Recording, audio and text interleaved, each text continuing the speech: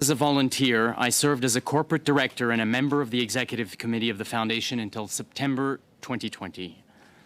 I also participated in the different committees that selected the 4 presidents of the foundation. For more than 2 decades, I have given everything I possibly could to the foundation and its important mission. One of the greatest privileges of my life has been to serve alongside the many extraordinary Canadians who volunteered in the governance structures of the foundation. Though these volunteers came from very different walks of life and extremely varied ideological backgrounds, everyone shared the belief that rigorous intellectual activity and excellence in academic research are of capital importance for the prosperity and even independence of our country. Since its creation, the foundation has granted several hundred scholarships to our most brilliant researchers and has given them the tools and training to make their important work more accessible to Canadians at large. The scholars, fellows, and mentors that I have had the privilege of getting to know personally have all made me very proud to be Canadian. Thanks to them, I can assert that Canada, in a world that's losing pieces of itself every day, is nevertheless remaining a proud bastion of reason. As a bastion of reason and tolerance, as perhaps the last refuge even for our universal humanism, that Canada has become the target of foreign interference. Foreign interference is a significant problem which seeks to disturb the operations of our institutions and our democracy. Many foreign powers are motivated to influence the Canadian state in malicious ways. Insist that there was no foreign interference, no possibility of interference, no intention or means of interference at or through the Trudeau Foundation. Aucun État, no state and no individual attempted to influence the Canadian government through the foundation. So why are we here today? It's not a matter of interference, but rather a management crisis fueled by significant mistakes made by our former president. At this committee last week, and through her behavior in the previous months, she raised questions that would lead some to believe that there were attempts at interference. But let's examine what she said. To influence the Justin Trudeau government by a donation to the Pierre Elliott Trudeau Foundation. 2, that there is a mystery around the identity of the donors or their affiliation. 3, that there was something illegitimate about my signing of the donation contract. 4, that there were irregularities around the issuance of the charitable receipt. 5, that inappropriate instructions or unusual instructions from the donor to the foundation were made. 6, that there was a refusal by certain board members to recuse themselves from an investigation on the donation. 7, that a legal opinion from lawyers of the foundation was made that certain board members were in a situation of conflict of interest and that governance changes needed to happen. 8, that the Pierre Elliott Trudeau Foundation attempted to influence the government of Justin Trudeau, or that it had a link with the Justin Trudeau government. The answer to all those questions is a resounding no. My hope is that we can now take up these questions one by one to carefully shed light on how the Pierre Elliott Trudeau Foundation has not been a part of any foreign interference attempts. Thank you.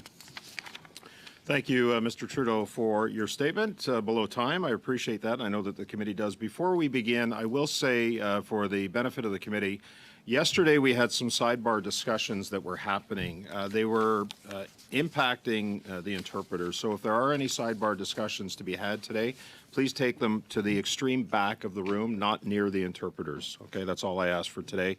We are going to start. Chair? Yes, Sorry to interrupt. I just have a quick point of order. We don't have a screen right here in front of us on this side, and it's a bit harder to see. I don't know if we can fix that. Madam Clerk, if you could look after that, I appreciate that, Ms. Hepfner. Before we begin, we'll make sure that we get that corrected. No, it doesn't impact the audio, but is it there now? Okay, wonderful. So we're going to begin our first round of questioning, 6-minute rounds for each party, and we are going to start with Mr. Barrett. Go ahead, sir, for 6 minutes. Thank you. Thank you for coming here today, Mr. Trudeau. You asked why we're here today, and you listed some reasons why. We're here today because the Globe and Mail reported that CSIS had uncovered an influence operation targeting Prime Minister Trudeau through donations to the Trudeau Foundation. And you listed a number of questions, and so I hope I can help afford you the opportunity to answer some of those, but I have limited time and would appreciate your help in keeping your answers concise. How many donations did you sign donation agreements for at the Trudeau Foundation? How many times have you done Apart that? from the times I've donated myself, only the single time that was mentioned. Only one. So in 18 years, just the one time. Correct. 20 years, yeah. That's exceptional, you'd say. The circumstances were such that I needed to sign. Okay. So they were such that you needed to sign, and I'm glad that you mentioned that. Were you involved in the negotiations for other donations? Let me think.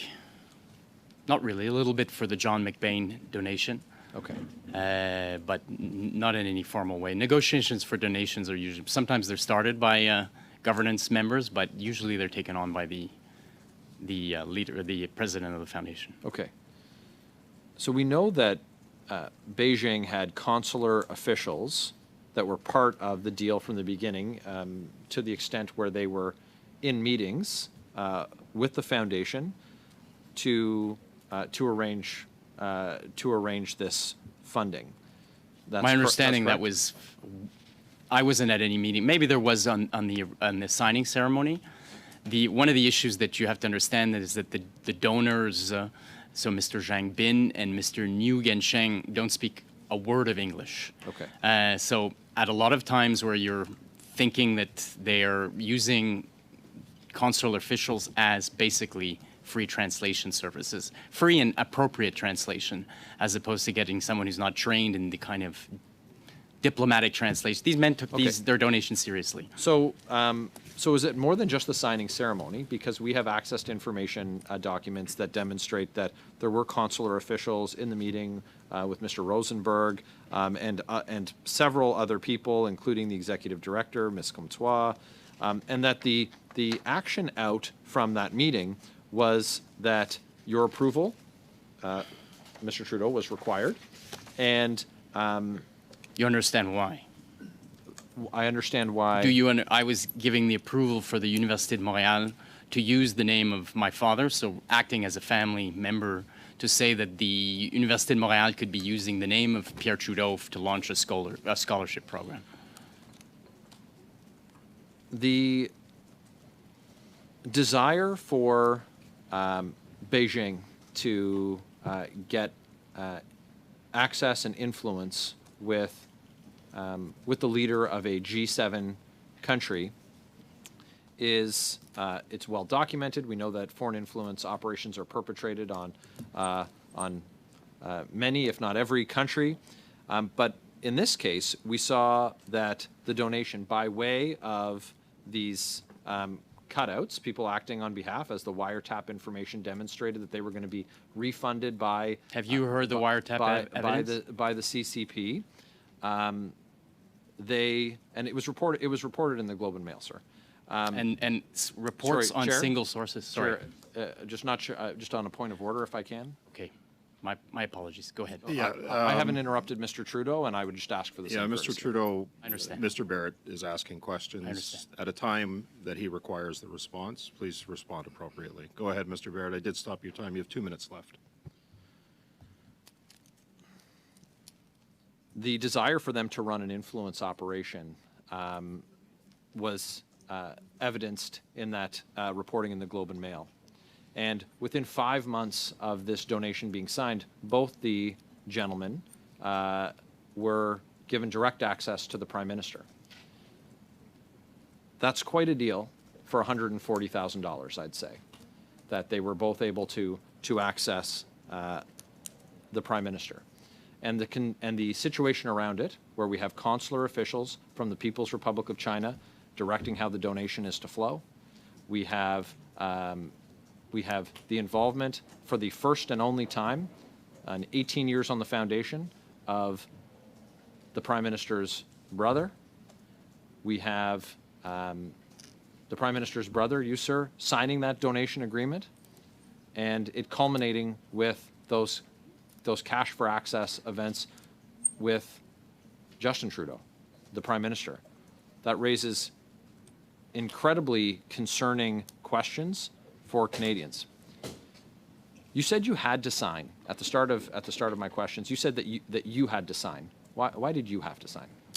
Because it was a three-way agreement between the foundation, four in many ways. The foundation, myself representing the Trudeau family, l'Université de Montréal, and the donors.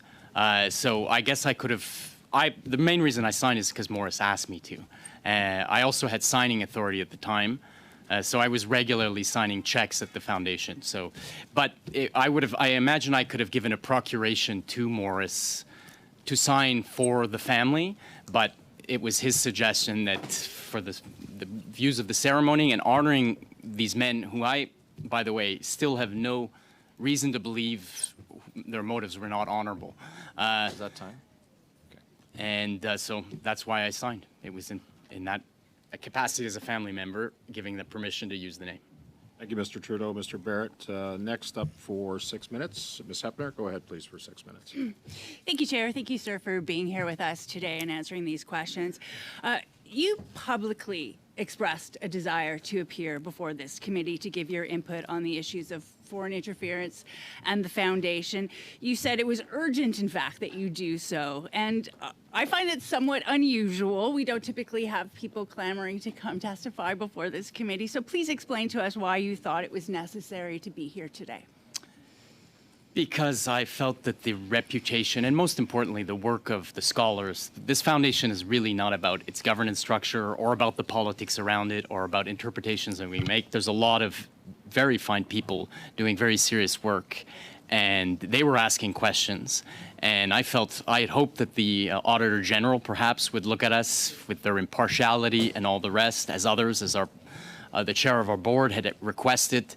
And I felt that this was a forum at which the truth could be addressed and made clear and doubt cleared up. And so I thought it was important. I knew I would get the attention perhaps necessary to make the important corrections to the record. There was a lot of misinformation going on. There has been from the start. I would argue even the Globe and Mail article, I find journalism on the basis of one single anonymous source, poor journalism.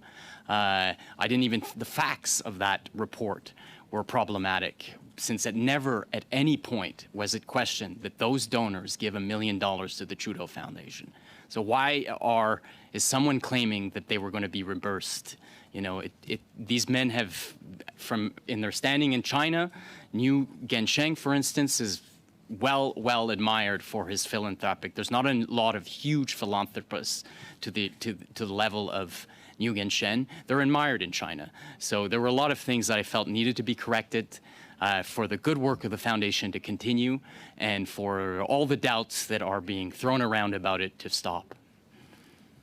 Because at the end of the day, like you say, this is an independent, nonprofit, nonpartisan charity that gives scholarships to young people, provides mentorships, helps them give back to their communities. And I understand this must be very personal to you. In fact, this is a foundation created in your father's name. It serves as, honoring his legacy. So maybe you could speak a little bit about the work that you've done with the foundation over the past 20-odd years. Thank you. As I described, I've been a volunteer amongst many, and I'm by no means, more prominent than others, but I've served on most of the committees, perhaps not the Finance Committee. I've been a part of the foundation from its earliest days. It is really not about us or what is being said. It is really about the work. It's research, and it's not just research. It's research helping researchers find new ways to get their work out, help them to understand realms that are outside of the university. So we've heard a lot about meetings with civil servants. That was something that the foundation is very proud of. It's one of the reasons why we were so excited of bringing a man of the stature of Morris Rosenberg in, precisely because he offered a window for brilliant Canadian researchers into the functioning of our government, not in a partisan way, not in a partial way, not about any kind of influence, but so our smartest minds understand how our government works and how they deal with ideas within the civil service. You mentioned a couple of points you felt were inaccurate in media reports about the 2016 donation. Is there anything else that you would like to correct for the record? Oh, there's a lot. I was going to work through the points. You got 2 minutes. Okay. Well, as I say, these donors, before they came, when they first approached me, it was the Université of Montréal that approached me, they want a donation to them to commemorate Pierre Trudeau as a student there and a teacher, frankly. And these donors had given to the University of Toronto for a medical grant of $800,000, or this donor, frankly, it was Zhang Bin at that point, to commemorate Bethune. So if someone who knows China, especially who's traveled through China and dealt with elderly Chinese, there are 2 things they'll tell you. Canada good, Canada hada, and they'll say Bechuan Turdo, they'll say these were people who were friends of China. And this is not, we're not talking the Chinese government, we're talking the people. So there was no surprise to me. It was an honor to have someone say they wanted to create scholarships for Pierre Trudeau. So again, the pretenses of that they had first started with Université de Montréal, that they were going there and that they were going to use the Université de Montréal to somehow influence a non-existent Trudeau government that would come. This was in, my first meeting was, our first contact was in December of 2013 when a secretary from the law department wrote me about this. It was a long way from any notion of a Trudeau government, even a Trudeau opposition leader. So again, the idea that there was a setup here, I just think is patently false. And just quickly, we have 30 seconds left. Just to clarify, there was no relationship between your brother's government and the Trudeau Foundation. Never has been. Never has been. We are. It's an academic institution that does scholarship work. Of course, there is the relation to the Ministry of Innovation, now that it's called Industry, as I remembered when we started, which is a reporting duty, which we do, and all those are available and all the rest. But that's a civil service relationship monitoring the contract that was granted the foundation at its creation to administer these scholarships, fellowships, and mentorships. So that's the relationship. There is no political relationship, and there never has been. Thank you, Mr. Trudeau. Ms. Hepfner, Monsieur Villemure, vous avez la parole. Monsieur Villemure, you have the floor for 6 minutes, please. Thank you very much, Mr. Chair. Thank you, Mr. Trudeau. I have a few questions. They'll be brief because my time is limited. Before going to the heart of things, were you asked to come here today? No.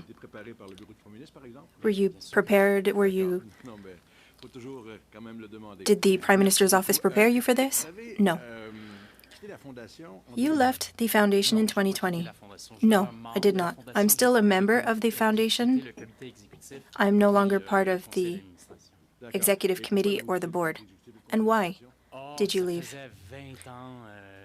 Well, I just wanted to take a break. It had been 20 years. I'm very active. I was very active, and I just wanted to take a break. Very well. You mentioned in point 7 or 8 the circumstances that Ms. Fournier raised with us with regards to certain board members leaving. Were you there at that time?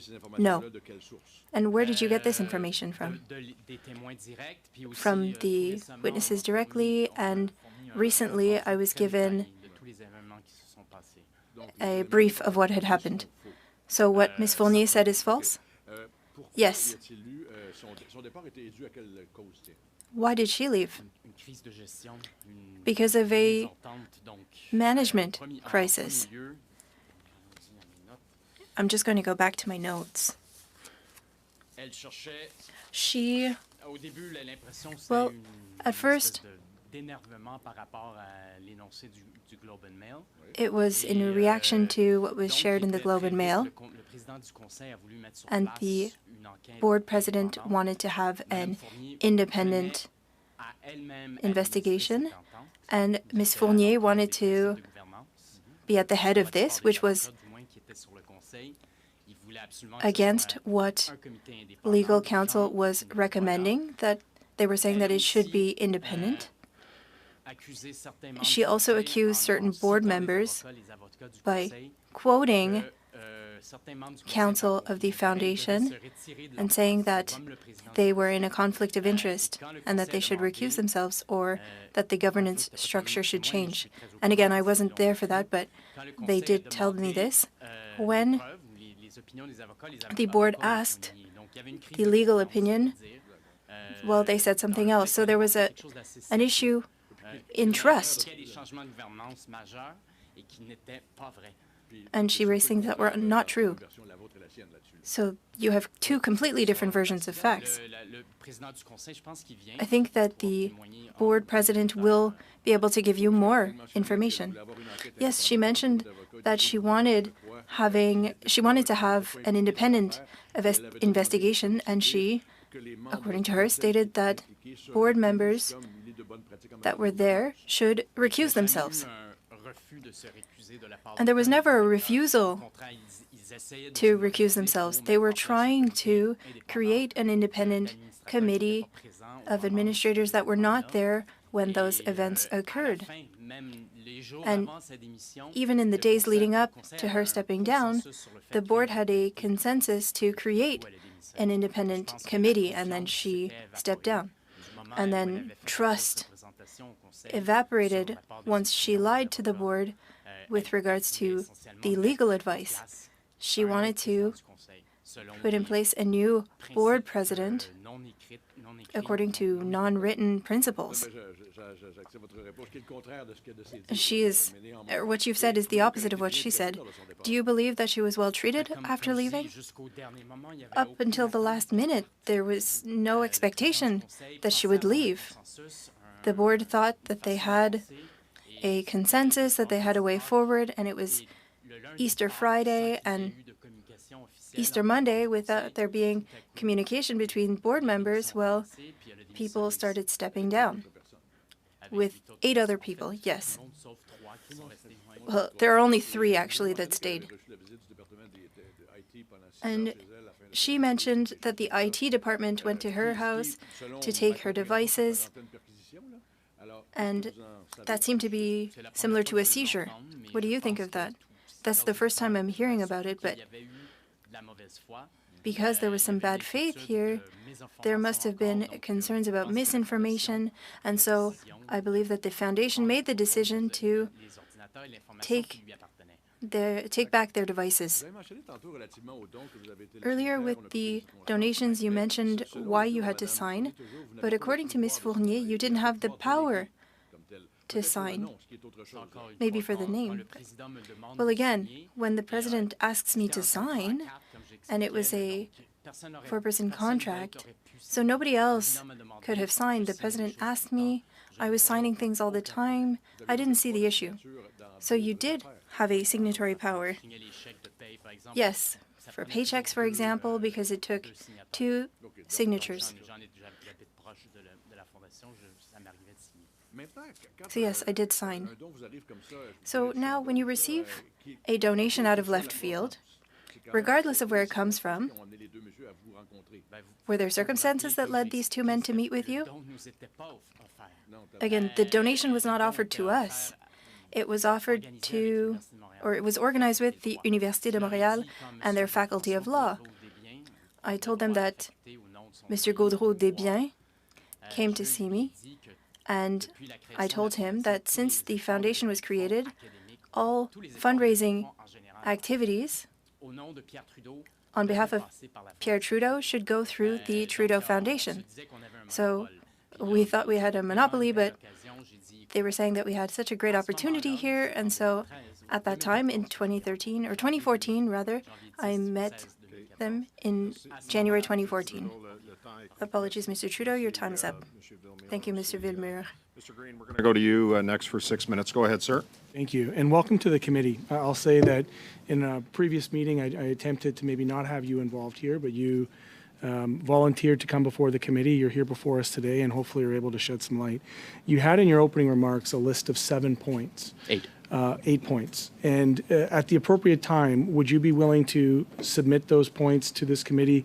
Am I correct that you probably watched the other? I did, yeah. The other testimony, and so there was a lot of statements made. Yes. Right, and now's your opportunity to kind of rebut some of those. And so on the issue of recusal, I think that's your point 6. Yes. If you could maybe just expand on the point of recusal and why you didn't think that was an issue. I should note that the chair, for instance, was the corporate secretary of Power Corporation of Canada for, I think, decades. This is a man, I would say, one of the premier experts in this country in corporate governance. This is a man to whom board conduct is second nature. That was his job at one of the most meticulous private companies in this country. So his sense of decorum, of respect, is incomparable. He's certainly a very, very dignified gentleman. So immediately, as the notion that there's these doubts were, we all wanted clarity. We all wanted clarity to get out immediately. There is nothing there. There is nothing there. Please investigate us. Anyone who would want. And so, who were the other people that would have been named as a potential conflict of interest? Well, Pascal claimed that the lawyers had told her that anyone active in the governance structures in the years of the donation, and which was false. No lawyers told her that. When they came to the board, they said, no, of course not. It's way too early for these kind of opinions. So the essence was setting up an independent committee, even before this even happened. Of the board members. Of board members, because in our bylaws, the board, external lawyers and experts all answer to the board, not management. It's part of, quite frankly, normal governance practices. So the chair immediately tried, as soon as there was this notion that there was a crisis of information going on, and saying, for those, had to set up an independent inquiry, wanted 3 board members who were not present at the time. Right. This was his instinct, second nature, and he did that. I'm gonna interject, because I also am quite surprised, given the nature of the people who are on that board, that you did end up in what appears to be a bit of a governance crisis, crisis management problem, given the high caliber people who were there, and quite frankly, given some of the conflicting testimonies that's been presented to this committee. Having served on a local community foundation board myself, I'm not sure how you guys got there, but that's not what is at issue here. What is at issue is the foreign interference stuff. But this idea and the allegations that were made, I think it's important that you have a chance to respond. In a Le Devoir article in regards to the climate within the foundation, you stated that there was a management crisis, which you attributed to errors of judgment and serious misconduct. In your opening remarks, you also stated that you were part of a committee that hires a president. Is that correct? Correct, yes. And so you would have been all 4. You would have been involved in hiring Ms. Fortier, yes. right? Fournier, sorry. And she was also a former fellow. Is that correct? Former scholar, first round. How long of a relationship would you have had? I've known her for 20 years. What went wrong? I can speculate on it. I guess the climate at the foundation had grown more difficult in the fact, she has some very good skill sets, and she managed, from the point of view of the board, she managed our programming quite well. And it's a complicated, but the staff environment of the board was realizing that there was more and more, and such as me, I'm a member, so I have some custodial, but I'm not directly. I was hearing about it, that there was an enormous amount of turnover in the staff. There was also allegations that there was a hostile climate at the board level, intimidation, bullying, conflicts, internal. At the board? No, never. There was a very tense few weeks at the end where there was a fight over management trying to set up an investigation itself and making false representations to the board. And are you aware that she has offered to provide some documents that may offer conflicting accounts to what you're presenting here today? I'm all for all the documents that come forward. I think the documents, if the chair of the board comes forward, I would like to submit the resume from the directors of In her of testimony, what happened. Ms. Fournier stated that she did not use any money associated with the donation because it had nothing to do with her mandate and wasn't a part of the previous mandate either. Given that you were involved in the conversations and negotiations with donors who established the conditions that the money must be used to organize lectures regarding China, why did you agree to these conditions for the donation despite the fact that they did not align with the mandate? I mean, I signed the contract, but I did not negotiate the agreement. But you were involved in the I negotiations. was when I was contracted by Jean-François Gaudreau-Desbiens, we were in interim period. Our president had left, and we were in a... You were involved in the negotiations. I was not involved in the negotiations, no. According to a Le Devoir article in kept informed. 2019, the University of Montreal Dean in the Faculty of Law, France Houle, wrote the Trudeau Foundation, referring to a discussion that her predecessor, who you've referenced, Gaudreau-Desbiens, with Mr. Trudeau about the donation, stating that you, Alexander Trudeau, mentioned to him that your foundation wanted to give the Faculty of Law of the University of Montreal the $200,000 donation. Do you recall that? I met with Gaudreau-Desbiens. I even met with the donor in June 2nd. But at that time, my communications to them all the time were interim. In June, when I finally met with the rector of the university and the donor, I told them all the same thing, that we'd just chosen our new president, and it is his mandate to manage and negotiate donations. In retrospect, you wish you had just given it to the university? Mr. Green? Well, Sorry, sir. It's okay. Well, I hate this part of the job, honestly, where I got to cut people off, but I do have to stick by the times, and we did go a little over. That concludes our first round of questioning. We should be able to get the entire second round in, and we're going to start with Mr. Barrett for 5 minutes. Go ahead, sir. So, Mr. Trudeau, you said that your involvement came in December of 2013. That's 8 months after your brother became leader of the Liberal Party. Sorry, I missed your question. Sorry, what was it? That I was recounting that you had said that you first became involved with this through the university in December of 2013. Correct, yeah. Right. It was right after 8 months after your brother became leader of the Liberal Party. Then in September of 2014, regime officials participate in a meeting with the foundation to negotiate this donation. Then in September of 2015, weeks before the federal election, there's a massive push, a rush, less than a day to complete the signing of this donation, but it didn't come to pass. So in May of 2016, 2 weeks before the donation contract is signed, Chinese Cultural Industry Association representatives meet with the Prime Minister in the residence of Benson Wong, who's the chairman of the board of directors of the Chinese Chamber of Commerce of Canada. Then the donation is finalized in June, and in July of that year, the CCIA confirms that the payment of the first installment of $70,000 is made.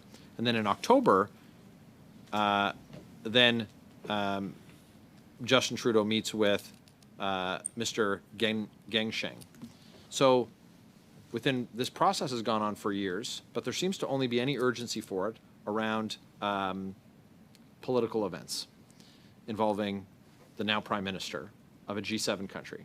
And there's direct involvement by officials from the dictatorship in China. When did you first meet Bin Zhang? I met him in June 2nd, 2014. And you realize the money was never spent, eh? There was no... The donations came through in two, and then third part was basically refused, and we never launched the program or spent the money. Thank you. When did you first meet New Gensheng? I met him only at the signing ceremony at the Université de Montréal. So that was in 2016? That was, I believe so, yeah. When you met with Mr. Zhang, were what were the discussions? Did they include any? Was it specifically about the mandate of the foundation?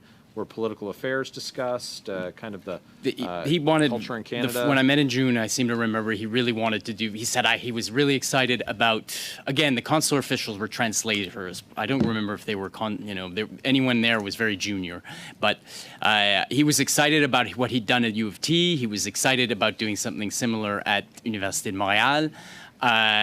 He kind of understand, and I think Monsieur Lefebvre reported at one point how he's a little bit irked that the Trudeau family was suddenly involved in the Trudeau Foundation. He wanted just to apply the same model he'd applied at U of T at Université de Montréal. And so he was friendly, but not overly so. And I told him what I was telling Mr. Green. We had to wait for the new president to come in to start negotiations. Did this donation and its connection to the CCP ever raise any red flags for you? The connection to the CCP. So this donation came from a private company in good standing in Canada. This is a company that whose bank account is in the Bank of Montreal, governed by very strict rules and money laundering and all the rest. So no. So the relations to the culture, Chinese cultural, I checked it as soon as I sort of knew that he was in what is this Chinese Cultural Industry Association, and it's I wouldn't call it the British Council or the Goethe Institute, but these are governmental. I have to take my time back. I've got 30 seconds left. The CCIA is established as being a soft power arm of the Communist Party of China. That's an established fact. When did you become aware that Canada's intelligence services were investigating this as an influence operation? And when you found out, who did you talk to about it? I only read it like others in the Globe and Mail, and I questioned the veracity of it right away. I don't think this is accurate information. How much time do I have? Thank you. Thank you, Mr. Barrett. Mr. Trudeau, next, la prochaine, Madame Martinez-Ferrada. Ms. Martinez-Ferrada, you have the floor. Thank you, Mr. Chair. Thank you, Mr. Trudeau, for being with us today. I wanted to give you the opportunity to respond to some of the questions that you raised on your 8 points. I get the impression that you weren't able to clarify on all your answers. You talked about interference, but then you also explained the matter on the signature. So perhaps the question on the receipt, the irregularities of the receipt. So I wanted to give you some time. It is important because it was at the heart of our ex-president's testimony. We need to say that the two donations, the first two parts, came from the same bank account from BMO for the company Millennium Golden Eagle Incorporated Canada. As I explained, there are quite significant laws on money laundering. So if a bank says that the account is well established, well, it means that it's a company that operates following Canada's norms. The receipt was issued, and because the donations came from the same account, well, the receipt was issued to the company's name. And we were talking about instructions, and I'll move to that first question for those instructions. There are often individuals that ask their company to make a donation. That's what happened. Mr. Zhang Bin and his collaborator is his uncle, I found out, so they're both from the same family, so they have an established company with legitimate operations in Canada. They make a donation. The receipt was issued to that company, and those instructions, for example, if they came from the Cultural Association that Mr. Barrett mentioned, it's for translation reasons, in my opinion. He's a member of that association, and he probably used them to get things translated. And the instructions were to please send the receipt to the address in China, and I don't think there's anything there. It would have been great for the Auditor General to inspect all of this, but we're doing it here. So you would have wanted an independent inquiry investigation. Yes, of course. I'll ask you the same questions that I asked to the two previous witnesses. So the links between the foundation and the government, because before 2015, it was a different government in place. So the foundation has no partisanship, isn't partisan? No. And even when the foundation was created, there were 3 member categories. Family members, so there's 3. Ordinary members, there's 19 of those. And 6 members for the government. And the first government filled out those members. And at that time, that was Mr. Chrétien's government. But no other government after that appointed members or administrators. And so we had the same members, and now we only have 1 left of the 2 administrators. So the Trudeau government, the Harper government, they didn't appoint anyone. Did you speak to your brother about the donation? No, but before the policy, well, my brother said to me once, I trust you with the foundation. He had other things to do, so he wasn't really involved. Even before he became a leader of the Liberal Party, and since he became Prime Minister, we haven't talked about it. And do you believe that the situation that we're in now, and with interference and the current geopolitical situation, do you believe that that is why you're here today? That situation that was shared in 2016 in newspapers, why do you think that we're talking about it again? It's because of a crisis management issue. We wouldn't have been here if the president hadn't insisted on sharing disinformation to the board. The geopolitical situation has changed many times, and so I understand that this committee has the responsibility to investigate interference, Chinese interference, and that's why I'm here in good faith. Thank you, Mr. Trudeau. Thank you, Ms. Martinez-Ferrada. We're moving on to Mr. Villemure, who has 2.5 minutes. Thank you, Mr. Chair. 2.5 minutes, that's not very long. So, Mr. Trudeau, how do you explain that, according to Ms. Fournier, the annual reports for 2016-2017 had contradicting information on where the donations came from? I think that's false. I'd have to see the annual reports, but I think that's false. She was trying to interpret that the fact that the company's address, as if there was something unusual, that that company that was based in Dorval,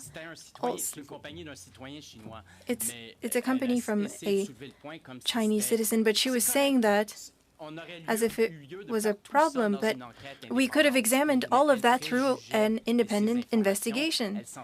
But she was using that information in order to cause tensions, and that's why we're here today. I understand that an independent investigation is quite common for boards, and you wanted to prove that you were absolutely squeaky clean, and that was refused by the 3 remaining members? No, not at all. I would like to share what the members said happened, according to all the dates, and that would reflect the minutes of what happened at those board meetings. Yes, I will share that.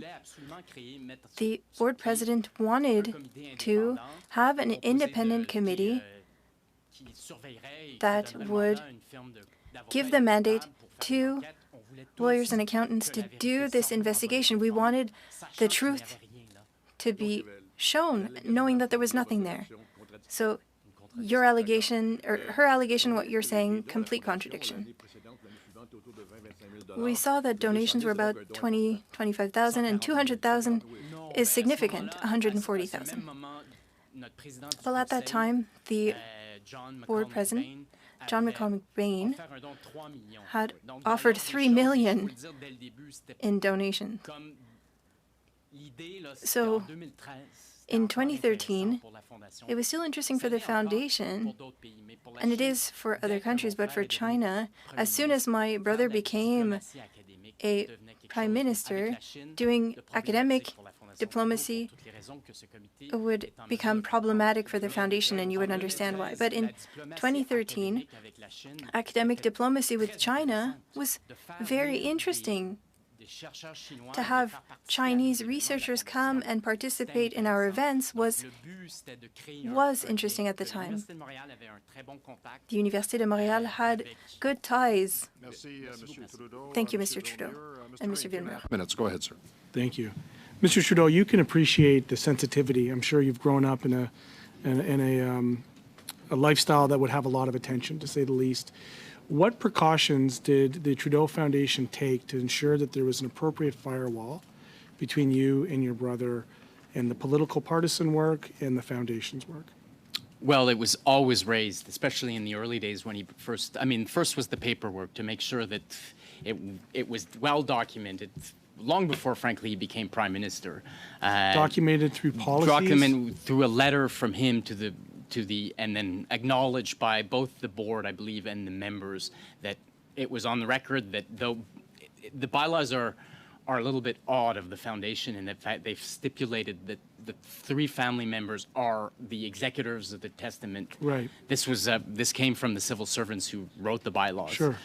So by force, Justin Trudeau was an executor of the last will and testament of Pierre Trudeau, so right. We had to be corrected. Right after the fact, basically every meeting we said, these are new times now. And written policy and procedures? I'm sorry? Did you have written policies and procedures? I'm not aware of any, but we're going back to the question of governance. We're going back to the subject matter experts around the table, high-powered lawyers, power corporation people. Yeah. And yet no policies and procedures, nothing in writing that you could submit to this committee that would create an assurance to us that there was a process in place should politically sensitive situations occur, there'd be a firewall between the now Prime Minister and the foundation. The firewall was constantly affirmed and constantly reiterated to the public and to whoever that we are a non-partisan organization. I'll give you the opportunity. No political links. I'll give you the opportunity just to clarify and put on the record, and you don't have to name names. But is it safe to say you probably had appointees from many different political backgrounds and parties? Absolutely. Okay. Very fine individuals from many different parties. On the question of the donation, do you believe that the donor on the tax receipt was the true donor on the $200,000? The tax receipt was a company, and the true donors were these individuals. So as is normal practice, as I was explaining since the, I believe, Hamilton v. Bank of Montreal from the 1920s, of corporations empowered to make donations on behalf of individuals. In our last committee meeting, an article from La Presse was referenced and stated that in 2016, a board member made a senior staff member aware that the real donor wasn't the same donor as the tax receipt. That's an allegation that was made. In her testimony, Pascal Fournier stated that the board member in question was Farah Mohammed. In 2016, were you made aware that the real donor was allegedly not the donor listed in the tax receipt? That's absolutely false that there was any. That's one of my points, that there was any confusion around these donors. It was always this company with multiple addresses, which allowed our ex-president to make some confusion around it, and these 2 individuals. There was no confusion about that then, and there ever has been. Okay, that concludes the time, and the only reason why I allowed it to go a little bit further is because you mentioned Hamilton, Mr. Green. So you mentioned what? Sorry. Hamilton. Hamilton. Yeah. That's the word of the day. La prochaine intervention, c'est pour Monsieur Berthold. Next, we have Monsieur Berthold for 5 minutes. Thank you very much, Mr. Chair. Thank you, Mr. Trudeau, for being with us.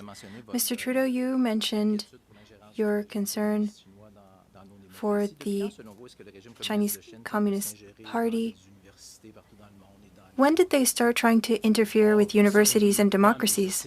You would know better than I, but all of the big powers are trying to interfere, but I believe that China might be fourth on the list of countries. But you know China, you studied it for years, and so you know that the regime is trying to interfere with Western democracies. It might not be a matter of interference, but there are commercial purchases. Do you recognize that the Trudeau family, because of its ties to China, the admiration that your brother Justin has for the dictatorship, as he mentioned, and your collaboration with China, would it not be a great target for China because of your brother being a political party leader at the time and who is now a prime minister? Do you believe that the Trudeau family has become a great target? I can't speak for my brother, but for the foundation, and I never thought that there was any interference. But with all the knowledge that you have and everything that you've written, you've never thought that Canada could become a target? Yes, theoretically, but at all the steps of the foundation while I was there, no. And I refused the idea that those people were trying to interfere. Because if so, then why didn't they keep ties with me? So the only donations that you participated in is the donation that comes from China. That's the only contract that you signed. It's a contract with a Chinese company.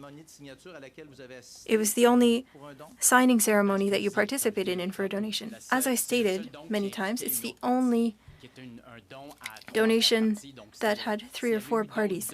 So if there had been other donations where the Trudeau family needed to sign their name, and so you didn't see there the will of those people to have a Trudeau family representative?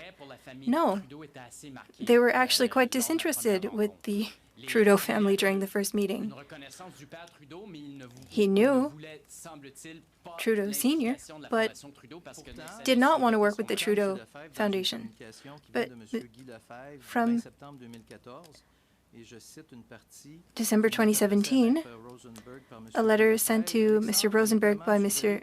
Lefebvre, Alexander said that Mr. Binzang could help us create an even bigger program to allow universities to receive donations from China in memory of Pierre-Éliott Trudeau. At that time, I was not hiding that it was important that Canadian universities participate in academic diplomacy. We all want China to move towards a rules-based state like democracy. Inaudible. In your book, you defended the Chinese Communist Party. No. We need to recognize certain accomplishments of that regime. And we need to compare China to China, not China to France or to Canada. China after Mao, the first years of the revolution were horrible. But with Xi Jinping, we saw a time that's over with Xi Jinping. But China now is trying to interfere and to extend its tentacles everywhere. You're a specialist, Mr. Trudeau. Yes, and I would have been the first to see if there had been attempts at interference, and there weren't any. So you think that CSIS is completely wrong? I don't know, but I think that what the Globe and Mail is sharing is wrong. And yet, the same source made it so that the Prime Minister organized a meeting with a Conservative MP to inform him of intimidation tactics by a Chinese diplomat. So it's probably the same source that shared this data with regards to the Trudeau Foundation. We can't pick and choose information. I don't know, Mr. Berthold. Your time is over. You have the last 5 minutes of this round. Go ahead, sir. Thank you, Mr. Chair, and thank you, Mr. Trudeau, for joining us and adding a lot of clarity to the situation here. As a university educator myself, I understand the value a scholarship can have on a young person, their family. So I wanted to just ask you a little bit about that. What are the short, medium, and long-term impacts of investing in students and their futures through scholarships that you deliver? Yeah, thank you, Mr. Bain. That goes to the heart of why the Trudeau Foundation was created. Our country is well served by having as many of our leaders as possible being well educated.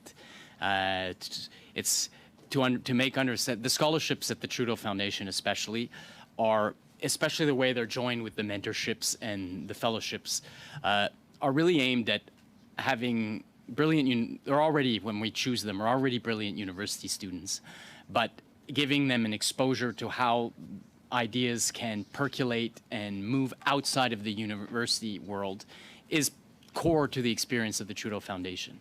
It's why, as I was explaining, that they were regularly exposed to roundtables with senior civil servants to understand here's how civil servants take problems and try to digest them and then turn them into policy. This kind of business leaders, activists, the courts, in many ways, the foundation was trying to amplify and extend the university experience into other realms so that these scholars were empowered, even if only as universities, to be much, much more well-versed in communicating outside of their departments in but also engaging the world outside of us. And we've had, we're now seeing that the first rounds of scholars are prominent Canadians in universities, some outside. Some have become mayors of towns in Canada. So the experience is one of creating leaders, creating people who serve the country through and because of reason. Future leaders of the country, sure. And how much is the average scholarship? The numbers, I think the scholarship is, it's a $40,000, no, it's a $60,000 scholarship with a $20,000 travel allowance. The goal of the creation of the foundation was to allow university students who our ex-president even said are trained to be ultra-specific, to range outside of their departments, participate in academic events that they wouldn't otherwise be able to reach, and that's part of the travel allowance. So you've mentioned the areas of research. At the end of the day, it's important that this work continues and the charity is able to continue to support the young people. So what do you see as a path forward here? Well, I would take this opportunity to put a message to them that this has nothing to do with them, that this is a political crisis and a management crisis. The management crisis, the good news is it's over. The foundation is already, building up again and about to announce a next cohort of scholars. And these people have to continue their amazing work, why they were chosen to do this work, which has nothing to do with what we're discussing today. And it has been a painful distraction to them, and that's probably the main reason why I've come here. It's just doesn't, it's not about what the foundation does. The foundation is about supporting leaders in academic research. Yeah, and to your point there, we've heard from experts, Artur Wojcinski and Michael Juno-Katsuya, who've sort of echoed those statements, saying that if we're studying foreign interference, we need to do it in a non-partisan way. So would you agree that it's important to investigate foreign interference in a sober and non-partisan way? More than ever. The impact of foreign interference on our country has already been significant. I do think China's sort of got a lot of catching up to do. It's a very internally driven country. It doesn't really understand democracies and all the rest, but the danger is certainly there. But we look at, I've been hearing reports of Russian use of social media to create doubts around vaccine use long before the pandemic, and we've seen what health misinformation can do to democracies. And so, this committee should probably meet every day, every week, every year, because the amount of things, I'm afraid to say that, frankly, this is a waste of time because there is not a foreign interference issue here at the foundation, and I know the documentary record will make that clear as it's disseminated. I think that's your time, Mr. Baines. So that concludes our first round, and for the record, I'm prepared to meet every day if we have to get to the bottom of this. So like we've done with other witnesses where we've had them for 2 hours, we're going to reset the clock. We're going to start on our 6-minute rounds, to be fair to every party at this committee. And our first 6-minute intervention is for Mr. Cooper. Go ahead, sir. You have 6 minutes. Thank you very much, Mr. Chair, and thank you, Mr. Trudeau.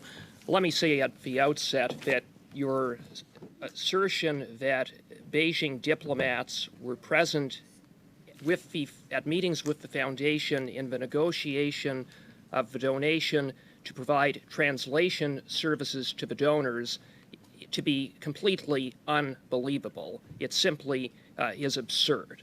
But you further stated that Millennium Golden Eagle Inc. Canada, the source of the donation, is a Canadian company in good standing. This is a shell company based out of a house in Dorval that is controlled by the China Cultural Industry Association, which is part of the United Front Work Department. Receipts were sent to Hong Kong and then Beijing to the very same address of this United Front Work Department controlled company. So do you consider this company to be one of good standing, really? Montreal's belief in the matter quite seriously. Yeah, well, I don't think any Canadian who's serious about Beijing interference would view such a company to be a company in good standing, and they certainly wouldn't consider it to be a true Canadian company. If they had wanted to interfere, I would have seen traces of that. Mr. Trudeau, I controlled the time. I asked the questions, you answered them. Now, Mr. Chair, changing gears, on September 10th, 2015, Elise Comtois, the Executive Director of the Trudeau Foundation, sent an email to the Executive Committee hoping to quickly organize a signing ceremony on Monday, September 14th, 2015. In that email, you were specifically mentioned to represent the Foundation's board and the family. This rushed meeting of a signing ceremony with the donors just happened to coincide with a time when your brother and the Liberal Party were surging in the polls, when your brother was on track to realistically become the Prime Minister of Canada, which he did a month later. That signing ceremony did not take place, and on Friday, September 11th, 2015, Natalka Harris of the Trudeau Foundation emailed you to explain that there were still outstanding issues, not between the Trudeau Foundation and the donors, but with the University of Montreal. Nonetheless, she had asked that you fly from Vancouver over the weekend to meet with the donors anyway to express appreciation for the forthcoming gift. So did you have that meeting? Did you fly to Montreal? I live in Montreal, so there's an inaccuracy. You were in Vancouver at this time. No, I don't remember that meeting. Yes, that's right. I remember watching that debate in September where I suddenly realized, oh my God, my brother's going to become Prime Minister. It was a moment I will never forget. But no, I don't remember that meeting. I must say that I can even share the emails. When the first time the Université de Montréal contacted me, there was an urgency. They wanted immediately to meet with these donors because they wanted immediately to get the money to launch $1 million scholarship at the Université de Montréal. Well, you said that you met with Zhang in June of 2014. Correct. How many times did you meet with Zhang after I that? met him at the signing ceremony the second time. Okay, so you did not meet with him in 2015. In 2015, it didn't work out. And as I say, there was great urgency in 2013 when the first email I got was that there's a great opportunity with serious Chinese, people that want to donate to the universities. Okay. Please meet us at your earliest convenience. On May 19th, 2016, Justin Trudeau held a cash for access dinner in Toronto attended by Zhang Bin. Were you in attendance? No, I was not. I heard about it like many of you in the newspapers, and it was a moment of realizing, you know what, no more academic diplomacy at the Trudeau Foundation. Why would Zhang Bin be at a fundraiser for Justin Trudeau, a Cash for Access event, even though he is not a citizen of Canada? He's a Chinese national who was unable to donate. Why would he be there? I bet you he wanted a photo with the Prime Minister to show to his friends. A photo of the But Prime you'd have Minister. to ask him. You know what? And I have no reason to doubt that this man never tried anything that would look like interference. So as far as I'm concerned, he's an honorable man. Nothing that would look like foreign interference, and then 2 weeks later, less than 2 weeks later, suddenly a $70,000 check to the Trudeau Foundation. That had started in, the process of that had started in 2014. And they had wanted to get everything done very quickly at the beginning, as I was saying. They had wanted to do it with l'Université de Montréal. The Trudeau Foundation, from his point of view, was an unfortunate add-in. Here's a new prime minister. He's a rich guy. He likes being in fancy occasions. I think he wanted his photo with him. Suddenly is there at a Cash for Access. Do you think he discussed policy? Yeah, I'm sure he did. Got 5 seconds, Mr. Cooper. Okay, well, thank you. Okay, thank you. Next, we're going to go, Mr. Fergus, I believe you're up next for 6 minutes, sir. Go ahead. Merci beaucoup, Monsieur le Président, puis merci beaucoup, Monsieur Trudeau. Thank you very much, Mr. Chair, and thank you, Mr. Trudeau, for being with us today. I was very interested in your opening remarks and the 8 questions that you raised. Approfondir ma connaissance sur certaines de ces questions-là. I would like to deepen my knowledge of some of those questions, because the goal of this committee is to determine, firstly, was there a link between the Trudeau Foundation and Justin Trudeau or the Trudeau government? You started to answer that question, and the second thing,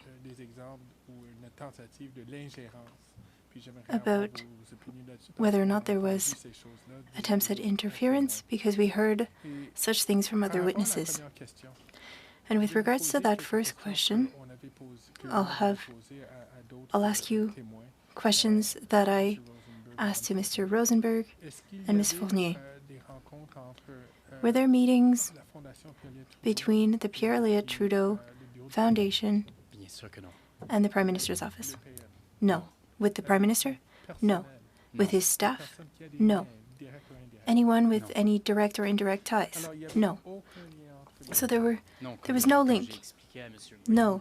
As I explained to Mr. Green, especially in the beginning,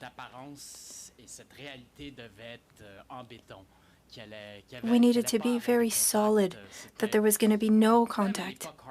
Even in the Harper, even during the Harper government, we knew that there were people who wanted to politicize the Trudeau Foundation. As I explained, the Trudeau Foundation is an academic foundation and wanted to recognize intellectual work. And it's the greatest service, one of the greatest services that we can offer to our country. And Pierre Elliott Trudeau was an intellectual before and after being Prime Minister. Canada is a country of ideas that is constantly changing. And supporting academic work is a good thing for the country. Thank you. With regards to interference now,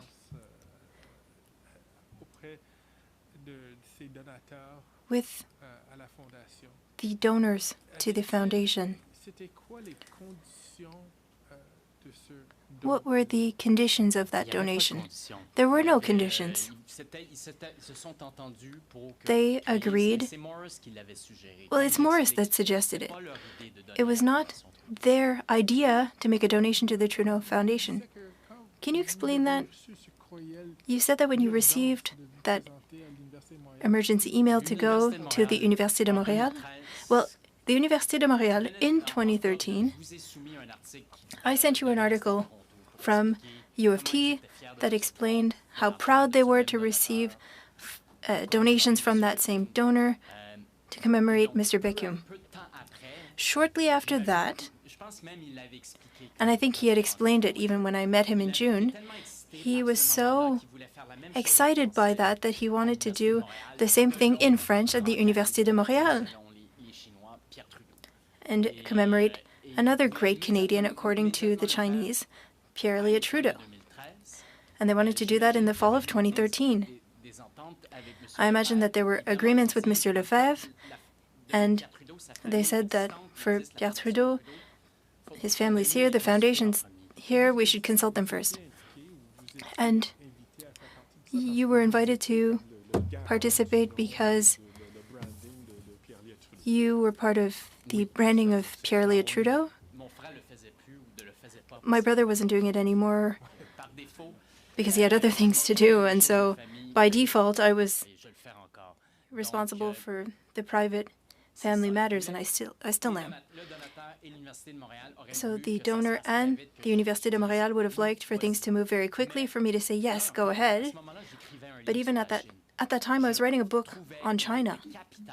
I thought it was essential that Canada participate in China's education, if I can say it that way, to show Chinese researchers and to show the Chinese people how things are done in Canada. And how I believe that our model is the best in the world, and I wanted to show that to them. They trust us because of Bichuan, Bethune, and Trudeau. They once said that Canadians are Westerners that they can trust. I don't know if they say that anymore. I have very little time left. Who had suggested first using the Pierre Elliott Trudeau Foundation for that donation to the Université de Montréal? Who had suggested it? I had said to the Université de Montréal that usually academic donations needed to go through the Trudeau Foundation. That's not what they wanted to hear, but I said to them, just wait for our president to arrive. I didn't do any negotiation. I didn't want to. I was a volunteer. I am a volunteer. That wasn't my role. So I asked them to wait for the new president, who was a senior official. And it was Mr. Rosenberg who understood how things worked, and he said, well, there would be a donation program with the Université de Montréal and the foundation, which is what I had said to the donors and the Université de Montréal. Thank you, Mr. Trudeau and Mr.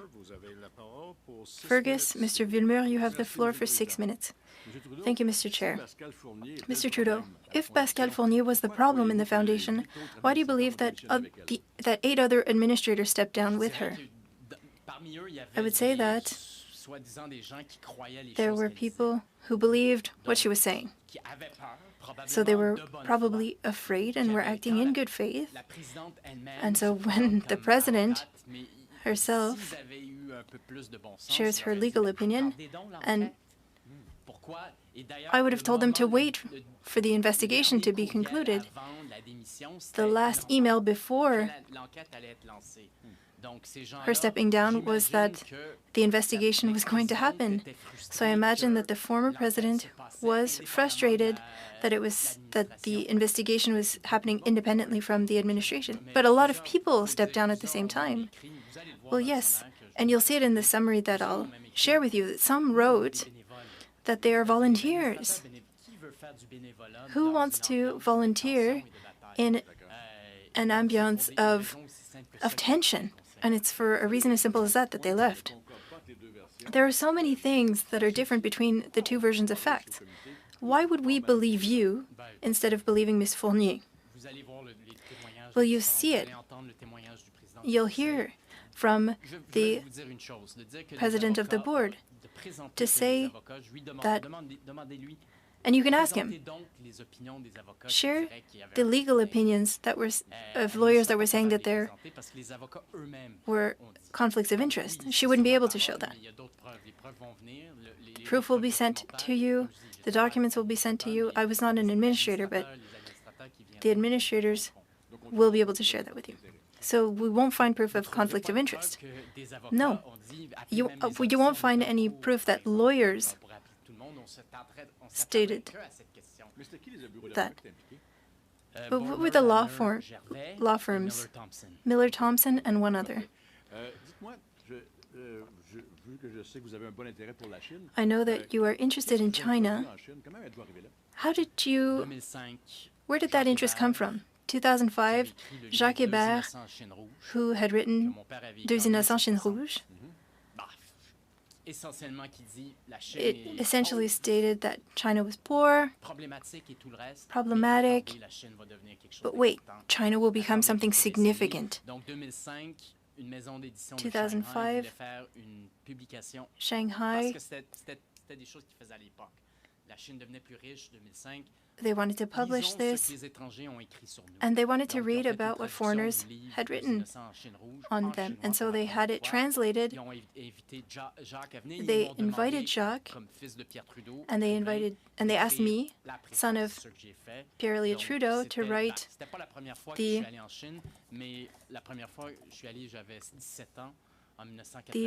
preface. Have you been? Did you go many times? I went once or twice a year for about 10 years after 2005. Did you ever go with Monsieur Chrétien? No. I know that he liked China. Well, my type of trip was not the same kind of trip that leaders do. I like to travel China and observe things that are not easily seen during a high-level trip. Did you meet with the Chinese consulate in Toronto or in Montreal or elsewhere in Canada? I went to an event with a lot of politicians at the National Arts Centre to commemorate the anniversary of ties between Canada and China, I believe. So there were diplomats present. Did you participate at any meetings like that in China? I have many friends that are Canadian diplomats in China. But Chinese officials, I have met some in China. So Saint-Jacques, you know that person? Yes. He was saying this morning that you were a useful idiot. I was shocked by him saying that. Clearly he didn't read my book, or he would have seen that I had a very nuanced approach. It is the Journal de Montréal, after all. It's not the best source for serious information. I'm not sure that Guy Saint-Jacques said that. If so, then he should talk to me. Because it's unfair. I wrote a very serious book on the Chinese people. I'm not an apologist for the Chinese government. I understand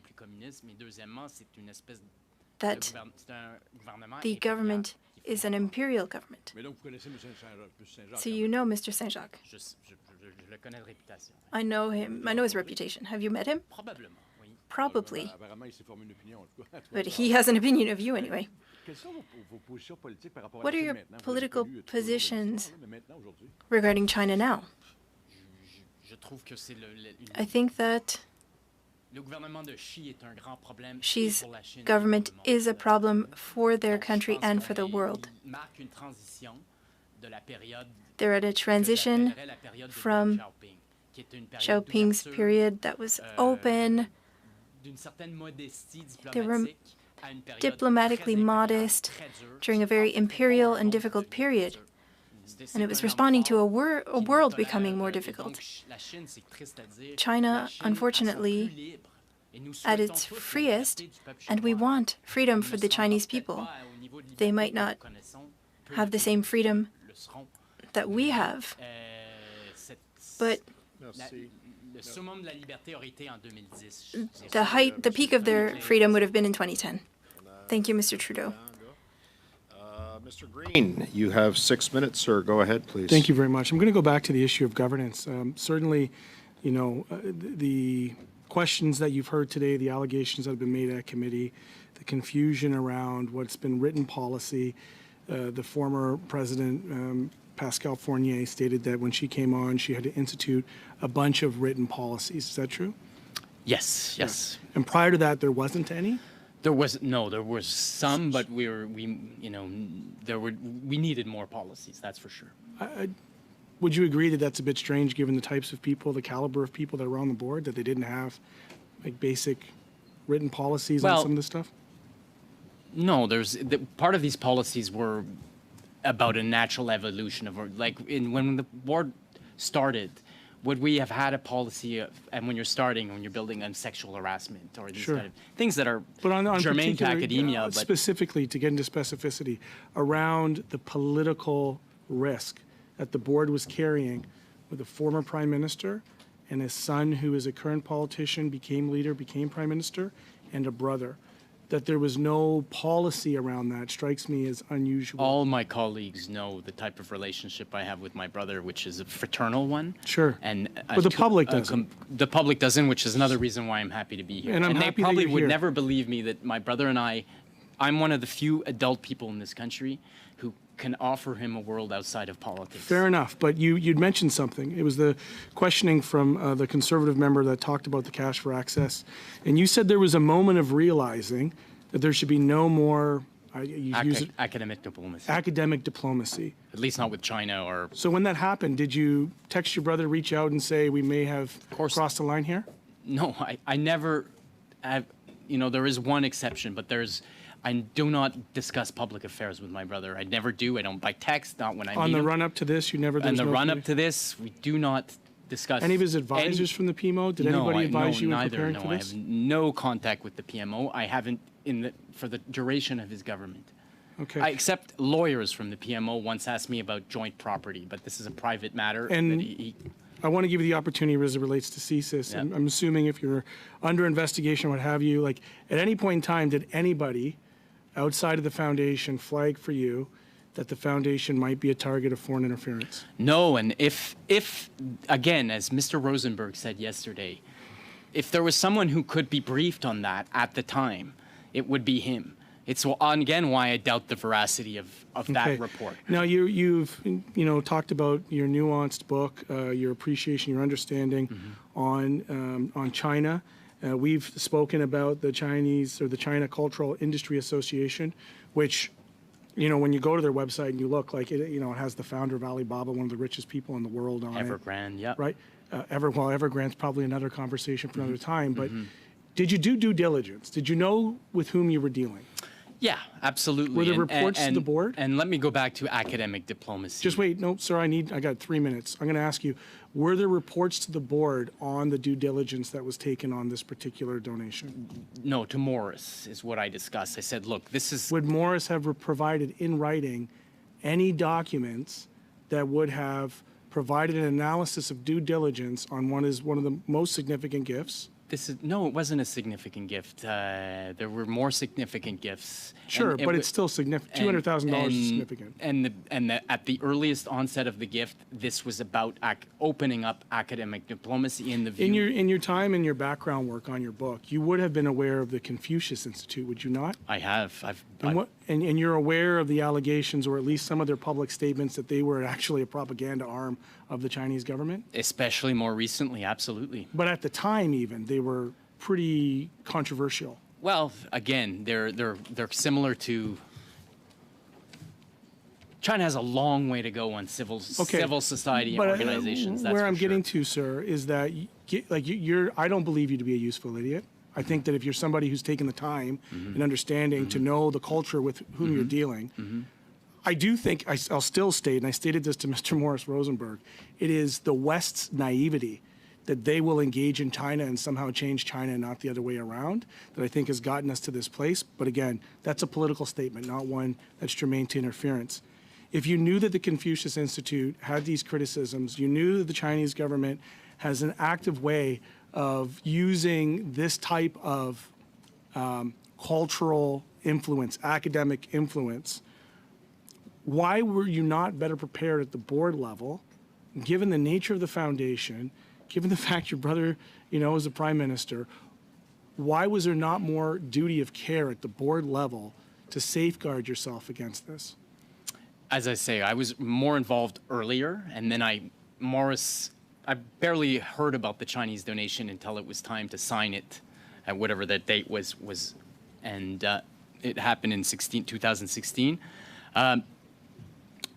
Morris had and still has my complete trust as someone, a high-level civil servant who knows how to manage these things.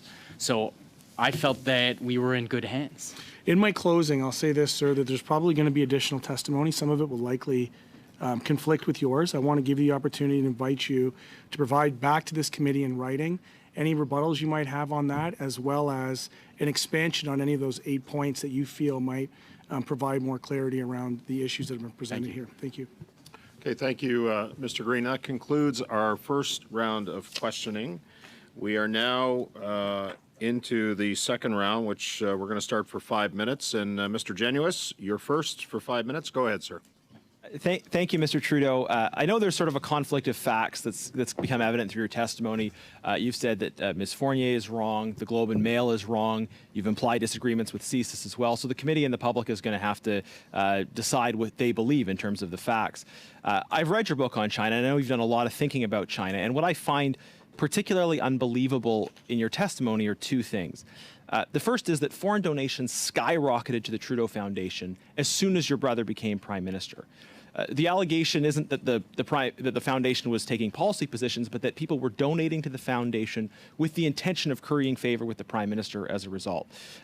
Even without all the other facts, it seems on face of it suspicious that there was a spike in foreign donations, a massive spike, as soon as the Prime Minister took office. And yet it seems like you're contending that that was coincidence. But the second thing from what you're saying, we're talking about different meetings. People are coming to those meetings who are from the consulate, who are affiliated with United Front-backed organizations. And you're saying in every case they're probably just there for translation. The implication of your comment, sir, is that there aren't qualified translators available in this country who aren't affiliated with the Chinese government, or that it's somehow normal for apolitical Chinese people in Canada to go to the Chinese government for assistance with translation services. Isn't that unbelievable? Two questions there I saw. One, for the spike in foreign donations, there was no spike in foreign donations. We had a new chair come in at that time, coincidentally, John McCall McBain, a very wealthy, philanthropically inclined gentleman who happens to live in Switzerland and made a sizable donation.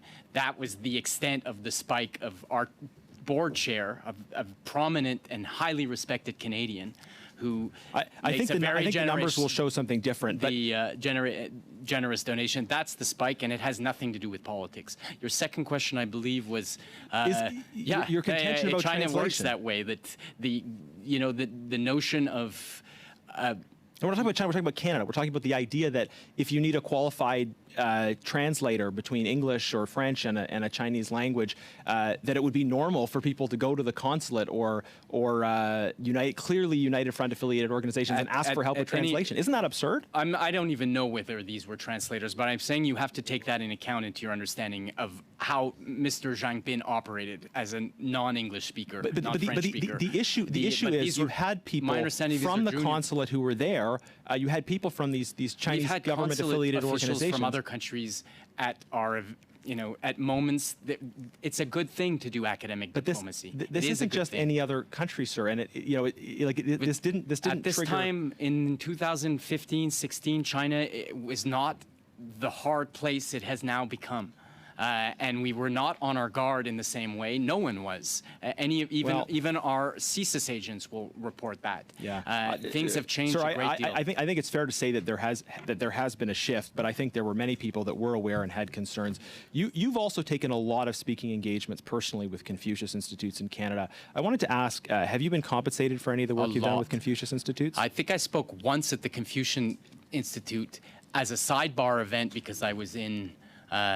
First of all, I'm a reader of Confucius, so the Confucius. As am I, and the Confucius Institutes have nothing to do with the work or Chinese legacy of culture Confucius. is. But can you answer the question though? Were you compensated for any of that work you did? I don't believe I Confucius was. Institutes?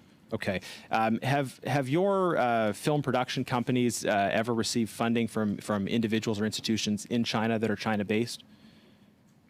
I think I received in terms of, my book was translated into Chinese, and I received a payment from a Chinese publisher, quite modest, frankly. But yeah, so I have, sold things into China, namely my book. My films, I never made a film that was sold in China. Have you had Chinese government affiliated institutions based in China fund your work at any point? No. Okay. You said in your book, yes, I still occasionally defend the CCP. For one thing, China, I don't think China could have come so far so quickly without the unity and organizational power that it provided. Do you still believe that? That's the key point to understanding recent Chinese history, that the Chinese was China, and you need to compare China to China, really, to do proper analysis of China. And the unifying principles, especially after, as I say, the Deng Xiaoping period, caused by... Do you still believe that contention, though? Does that still reflect your Do I believe worldview? that the Chinese government made considerable economic achievements? I do, yes, in a certain period. Do you think that the CCP, that China could not have progressed without, in this way, without the unity and organizational power provided by the CCP? That's your argument in the book. Do you still believe that? Please. That's sort of there's a hypothesis. It's hard to know, but I think one have to state in a positive sense that the organizing principles of the Chinese Communist Party had made a significant economic impact on the country. Correct, yes. That's it, Mr. Genius. Thank you. Thank you, Mr. Trudeau. Mr. Housefather, welcome to committee. You have 5 minutes, sir. Go ahead. Thank you very much, Mr. Chair. Pleasure to be here. Thank you very much, Mr. Trudeau, for being here today. I just want to tie up some loose ends because we're getting later on in your testimony. I'm on Corporations Canada's website. And Millennium Golden Eagle International Canada Inc. is a company in good standing according to Corporations Canada website and has been since 20 April 2012. Do you feel that you should be able to rely on Corporations Canada's website to determine whether a company is in good standing or not? I would say so, yeah. I'm not an accountant or a financial expert, but that's a good start. And as you mentioned, the Bank of Montreal held their bank accounts. There's obligations of the bank in terms of diligence on companies before they would open such an account. So as well, you would be able to rely on something like that. It's also a very good sign. Excellent. So then we're getting to the question of the donation. People have been throwing around different figures. I heard 200,000 many times. It was 140,000, correct? The contract was for 200,000 to do conferences, but the payouts were in two portions, and it made to 140. And the last portion was decided for political reasons that we weren't going to take it because we weren't going to do the program anyhow. Exactly. So when I get to that question of 140,000 and how material was that, how much money was in the bank account of the Trudeau Foundation at the time? How much money was there? Well, somewhere around 145 million, perhaps. 145 million. So this 140,000 was something that clearly was a pretty small amount in the overall context of everything. Yes, as I wanted to expand on the need for academic diplomacy, it was never about the money. It was trying to get brilliant Chinese students exposed to Canadian ways. Perfect. And when we talk about the donation, the tax receipt was made to the company that made the donation. Correct. And there's been a lot of concern that it was mailed somewhere in China to somebody's home. So if I'm a Canadian living abroad and I get my tax documents at the home abroad, I still have to file my Canadian taxes with my Canadian, with the proof of donations. Do you know of any reason anybody could use a Canadian tax donation if they don't have to pay taxes in Canada? Again, as Mr. Rosenberg said yesterday, it's quite clearly of only use for a Canadian company for their Canadian tax declaration. That seems pretty clear to me. And in order to pay taxes in Canada, you must have other activities in Canada, or otherwise you wouldn't be liable for taxation in Canada. Correct. You must have income in Canada, yeah. Okay. So it wasn't a company that was a shell company doing nothing. They clearly had some income of some type. Let me ask you the question also, because it's easy to throw around chronologies and to say, well, the Liberals were surging in the polls in September 2015. So was Hillary Clinton at that time in the Democratic primaries in the United States against Bernie Sanders. So was Brexit. So it's, I can throw in a lot of different things that were happening about that time when you have a chronology of things that were happening. When it comes to, because you mentioned the ceremony and the four parts of the agreement, was the Trudeau family one of, you mentioned signatory, were there 4 lines where you also signed on behalf of the Trudeau family? No, it was a 3-part signature. I was signing on behalf of the foundation and of the family. But of the family, because you were giving the Université de Montréal rights related to the use of the name of your dad that was, and you as an executor of the will needed to do that. Correct, yeah. You couldn't do that. The foundation couldn't do that. Mr. Rosenberg couldn't do that by himself. I guess I would have probably had to sign a procuration. Maybe I would have if I wasn't there. But there was a ceremonial, as Mr. Rosenberg mentioned, a ceremonial element there that we all felt was very appropriate and not untoward. Perfect. And just une dernière question, peut-être, je ne suis pas certain combien de temps j'en ai. A last question, perhaps, at the time that I have left. Who was responsible for the minutes? The 3 remaining members. And when you talked today about your beliefs with regards to what happened, you're basing yourself on the administrators that were there for those meetings. Yes, and the lawyers who were there who stated that they never stated that there was a conflict of interest that would lead to a change in the governance structure.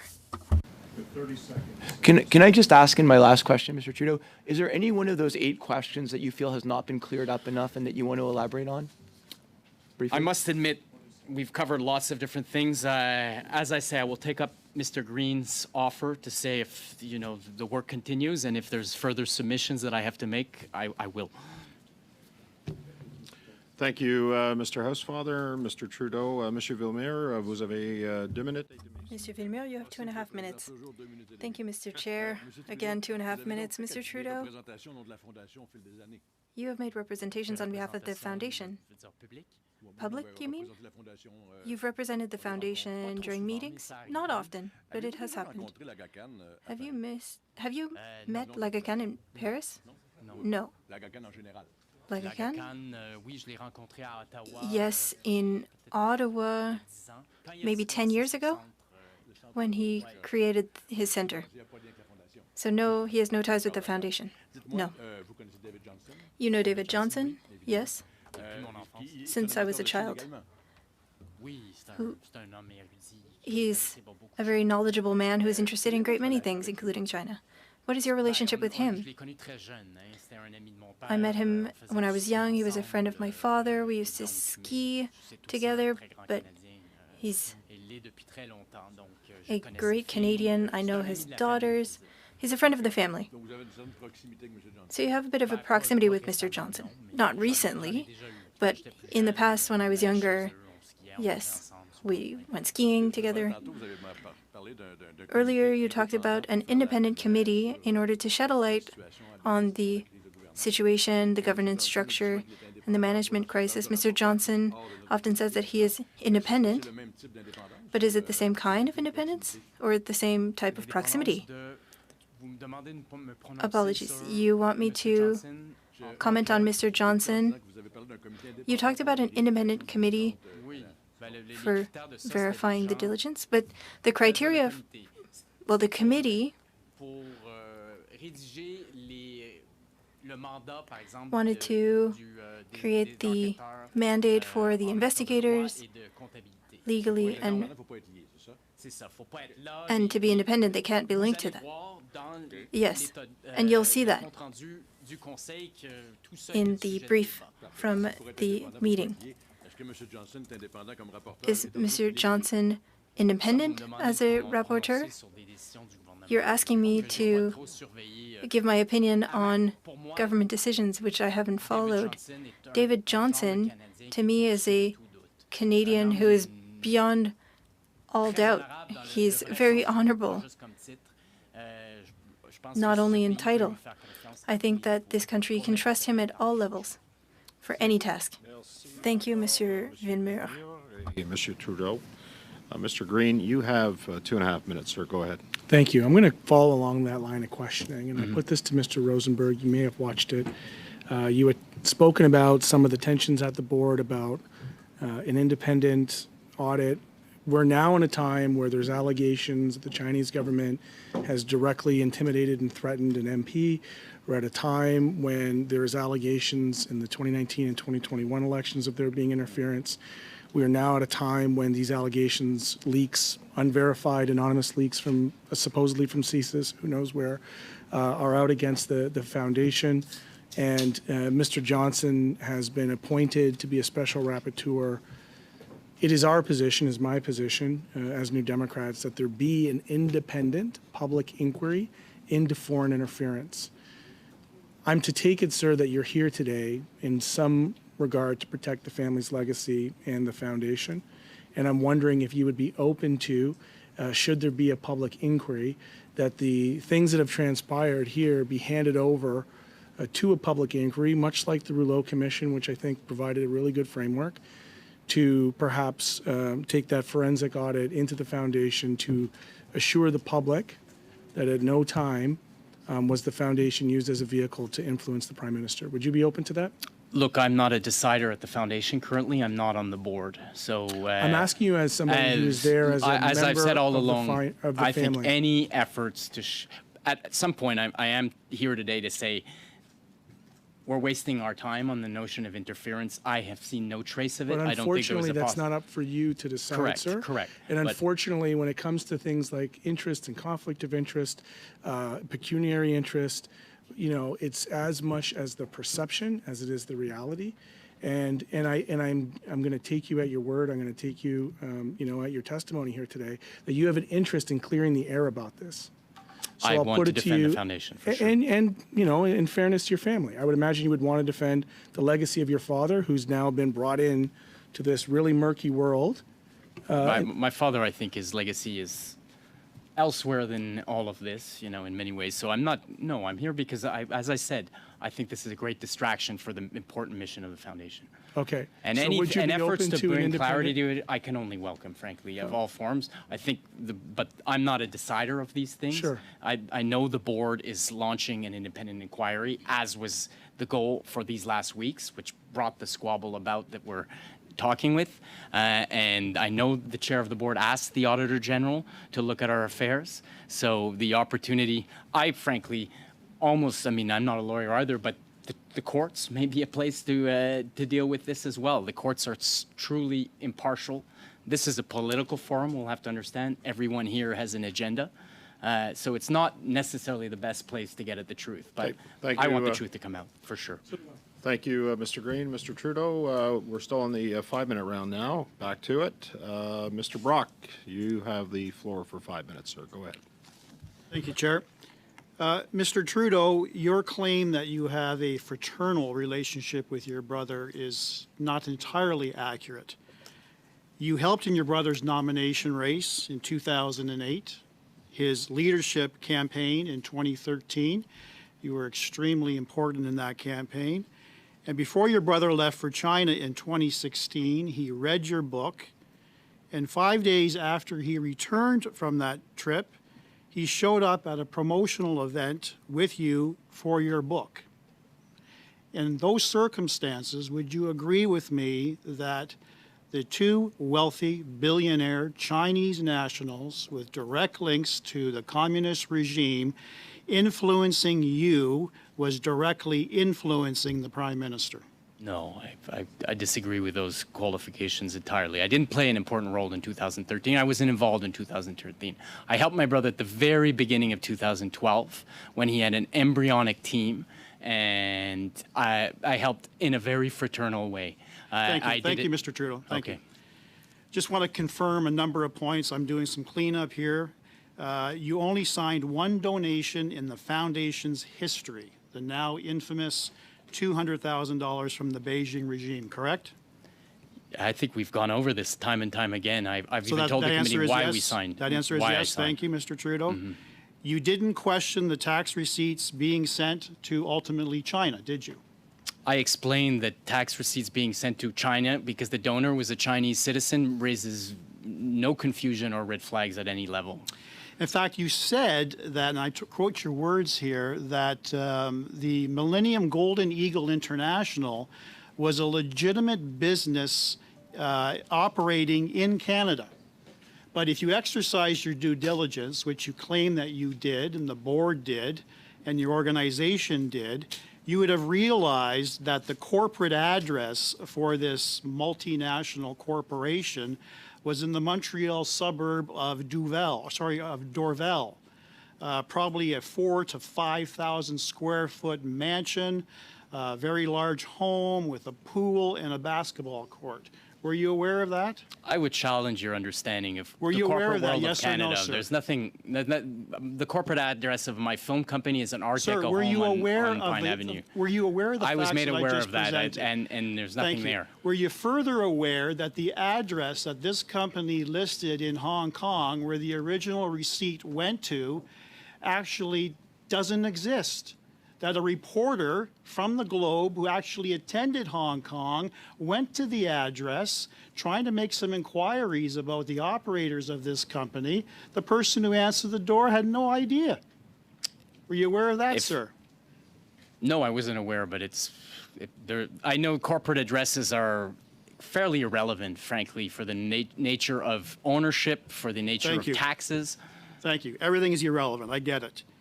You didn't question the urgency of providing the donation around major political events for your brother, the Prime Minister, did you? Sorry, repeat the question? You did not question the urgency of providing the donation around major political events for your brother.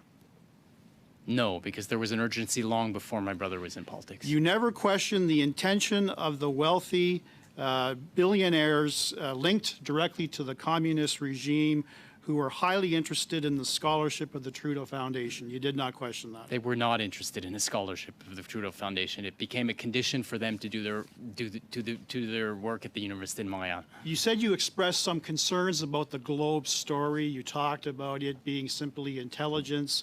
My former background as a Crown attorney, I rely upon evidence when I present a case. And the evidence we have here from an unnamed source from Canada's spy agency is there is actually a taped conversation between Mr. Zhang, the philanthropist that you claim is simply a legitimate businessman, and an unnamed commercial attaché at one of China's consulates in Canada, discussing the possibility of your brother defeating Stephen Harper's Conservatives, forming the government, and furthermore, and more damaging, is instructions that Beijing would reimburse him for the entire amount of the donation to the Trudeau Foundation. You dismiss that simply what, as hearsay? Well, the facts are wrong. There was never any question of $1 million donation to the Trudeau Foundation. No, $200,000. Let's be more specific. But the report in the Globe and Mail says $1 million. So when the facts are wrong, and you haven't seen the evidence, and I won't, so I will reserve judgment. Mr. Consulate who interfered with the family of a sitting Conservative member in this Parliament and threatened that member, you think that that consulate should be expelled immediately? Very quick I'm answer, not aware of the please. facts of all that, so I'm not going to pronounce myself on it. You don't read the papers? Okay. Thank you, Mr. Brock. Thank you. Ms. Sachs, you're up next for 5 minutes. Just to advise the committee, if I work the time back, we should have about 6 minutes left after Ms. Sachs's intervention. We're going to go for a final 3 minutes to the Conservatives, a final 3 minutes to the Liberals at the end. Ms. Sachs, you have 5 minutes. Go ahead, please. Thank you, Chair, and I'll thank Mr. Trudeau for joining us here today. I want to lean into context, because I think context is really important. It's something that you mentioned in your deep understanding of China yourself, of there's China then and China now. And I'd like to go back to China at 2013, where were you aware if Mr. Zhang did other very largesse donations to other university institutions in Canada at that time? Yeah, as I mentioned, it was from the very start, this was a repeat performance that he wanted to do in Université de Montréal of the Bethune donation to the U of T for their med school. Right. Okay. So $1 million donation to $800,000 to the med school. Well, I provided you that as a single piece of evidence. Yes. So that's very clear. That was clear from me to the start. This was a legitimate donation by a legitimate philanthropist. Correct. And there were no questions at the time with the University of Toronto with Mr. Zhang's, the philanthropy or the source of it. No. No. And my understanding, if we can just elaborate on that, because context is important, Mr. Zhang's intention was to donate to Université de Montréal, and Trudeau Foundation and its excellent work and scholarship, and that program became part of, but there was a negotiation process that had to happen. It wasn't simply that Mr. Zhang woke up and decided, I want to donate to the Trudeau Foundation in the same way that I've donated to the medical school at U of T. No, he was not. He didn't have an interest in donating to the Trudeau Foundation. So there was a lot of negotiating a priori. It was saying, you know, there was going to be a partnership. It had to be presented, and as the president of the Université Montréal stated, there was some reluctance on his part to complicate what he wanted was a simple deal like he did at U of T. I understand. Okay, so let's further the context of that time frame. So it's 2013, 2014. The Harper Conservatives are in power, and Stephen Harper aggressively had pursued a secret 31-year trade deal with China at that time with Xi Jinping. And so that was going on. And at that time, did the Harper government or officials brief you or the Trudeau Foundation? Did CSIS come to the Trudeau Foundation at that time and say, you know, we're a little bit concerned here about potential foreign influence with Mr. Zhang's contributions, whether it's to the Trudeau Foundation, Université Montréal, University of Toronto, were any conversations like that had? There were not any conversations. So there were no warnings by the Harper government while they were in power, making secret trade deals with the Chinese government and Xi Jinping to say to the Trudeau Foundation, which was really an entity of the civil service in part in terms of setting it up and its bylaws during the Conservative government's time. No one thought to brief you or to say, hey. Exactly. If there had been damning evidence, I would have thought they would have brought it to the attention of someone. So that was China then. China right? then. And, you know, my colleagues here are trying to connect the dots to China now and the concerns that they have about allegations for a member from the Conservative Party on a vote that actually, I was on Foreign Affairs Committee at that time, and I was also a member that was banned by China for the Uyghur study. So do you think this is a little bit of crystal ball pontification in terms of how the Trudeau Foundation could possibly be connected to this kind of What would I think is a crystal ball pontification? That they're alleging that what is happening now in terms of China today. So let's talk context. It's China 2023. So a decade has passed. Yeah. That there is some kind of direct line of connection. I mean, the world has moved, but this is a state of politics, not looking for back a lot and seeing the world changes. Our diplomatic goals, objectives, the nature of the very diplomacy changed. Stephen Harper was eager to trade with China. We're still trading for China. Look around. The room is filled with Chinese-made objects. We're in a deep relationship with China that continues. Diplomacy is very difficult for many reasons right now, and it's changing all the time. And it has changed significantly since when this donation started. And the very goals of academic, which I still believe in, by the way. I just don't think the Trudeau Foundation can do it so long as there's a Trudeau government. So in the China then, the Harper government didn't see any need to raise a red flag to you, the Trudeau Foundation, or any of these contributions? That's correct. Okay. How much time do I have, Chair? You have 12 seconds. 12 seconds. So I will cede my time, and Mr. Turnbull will take those 3 minutes when they come up. When they come back? Yes. Okay, thank you. 6 minutes left, 3 and 3. Mr. Barrett, go ahead for 3. There's been some, I would say unfortunate characterizations about media reporting that you've made, whether it's the Journal de Montréal as not being a credible source for news or the Globe and Mail. We know that a member of Parliament, Michael Chong, his family was intimidated, targeted for intimidation at the behest of Beijing. And it's a fact, whether you've had the opportunity to read it or not. Do you think that the consulate officials who orchestrated this campaign of intimidation should be expelled?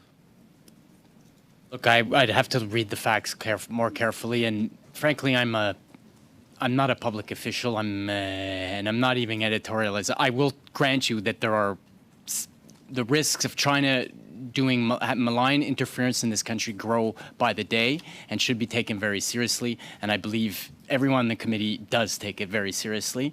And I trust, frankly, the government, not just the political government, the civil service, to act in accordance with all the rules. Have you ever organized any political fundraisers for your brother? Since he ran for a nomination, was first elected in a general election. In the early days, I was doing a lot because he had like a staff of 2. Did I do any fundraising?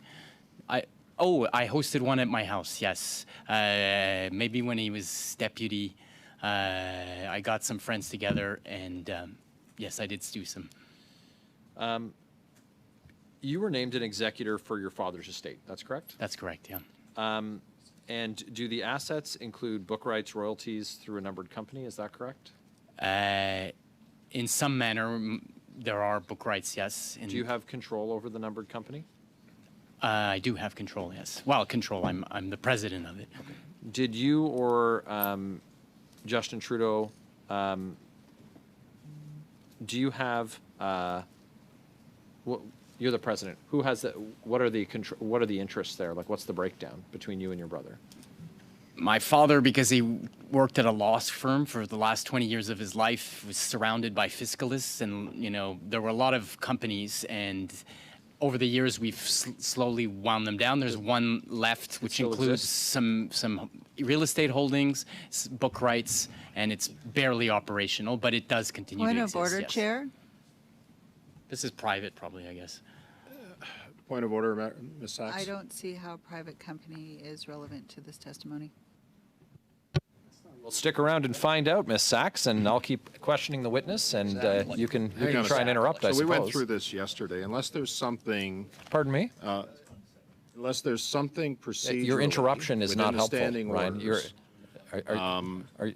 As are you. What are you doing here? Can we have some... just hang on, please, both. Okay. So we're almost done here, but as I mentioned yesterday, unless it's something procedurally within the standing orders, members have the right to ask the questions that they want to ask. There's nothing in Ms. Sachs's intervention to me that is against the standing orders, and we're going to continue with Mr. Barrett. Mr. Barrett, you have 27 seconds left, so go ahead, sir. Throughout the testimony that we've had today, you're very sure about some things, and then when we talk about things that actually do speak to the foreign interference, whether it's the reporting, CSIS has a wiretap that confirms that this was an influence operation.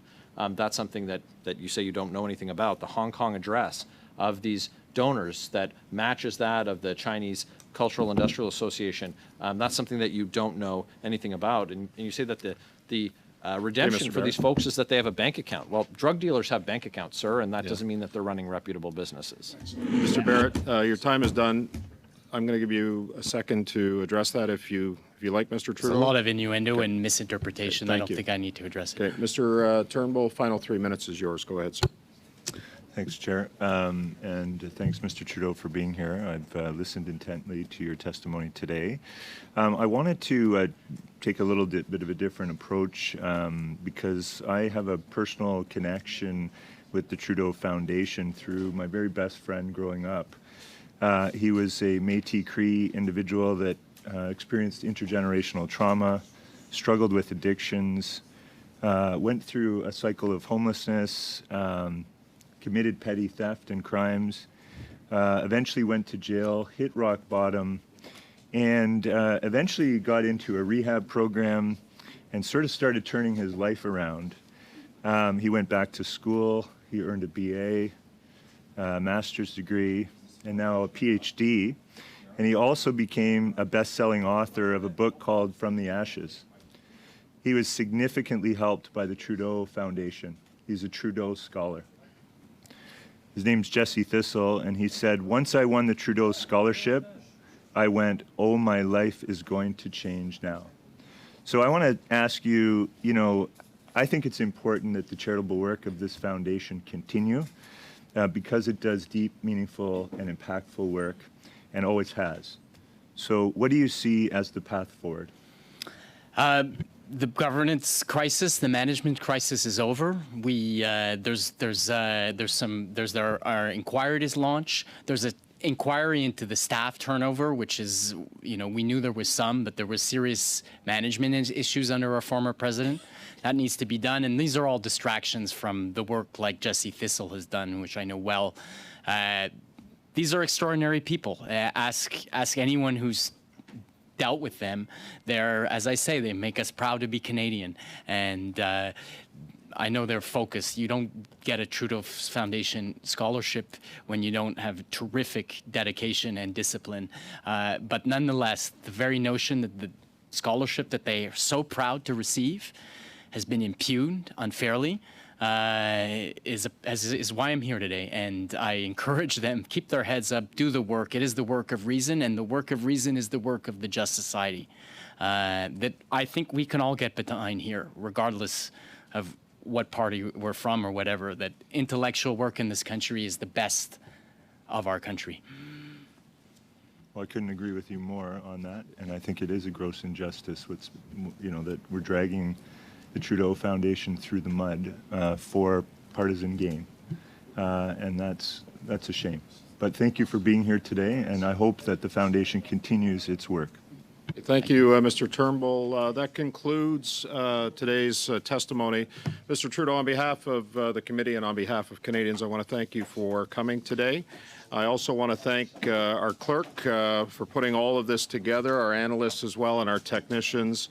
Members of the committee, have a good weekend coming up. This is the last committee meeting this week.